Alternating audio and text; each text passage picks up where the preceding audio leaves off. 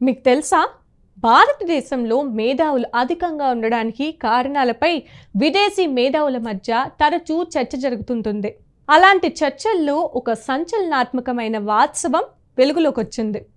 ప్రపంచం మొత్తం రేడియోను కనిపెట్టింది మార్కోని అని నమ్మినా అసలు ఆ సాంకేతికతకు పునాది వేసింది భారతీయ శాస్త్రవేత్త జగదీష్ చంద్రబోస్ అనే విషయం చాలా మందికి తెలియదు.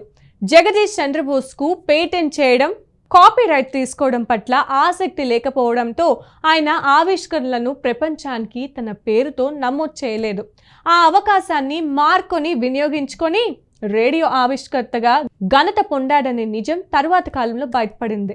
2001లో ఆస్ట్రేలియన్ బ్రాడ్కాస్టింగ్ కార్పొరేషన్ సంస్థ మార్కోనీని దూరసంచార పితామహుడుగా ప్రకటిస్తూ వారోత్సవాలు నిర్వహించింది. దీన్ని సవాల్ చేస్తూ సిడ్నీకి చెందిన దినకర్ అనే భారతీయ శాస్త్రవేత్త ప్రపంచవ్యాప్తంగా అనేక సంస్థల నుంచి అలాగే IEEE నుంచి ఆధారాలను సేకరించారు.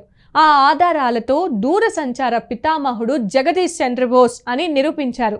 ఆ ఆధారాలను పరిశీలించిన తర్వాత ఆస్ట్రేలియన్ బ్రాడ్కాస్టింగ్ కార్పొరేషన్ కూడా తమ ప్రకటనను సవరించి జగదీష్ చంద్రబోస్ పేరును అధికారికంగా ప్రకటించింది. భారతీయ మేధస్సు ప్రపంచానికి ఎంత గొప్పదో తెలియజేసే ఈ సంఘటన నిజంగా గర్వకారణం.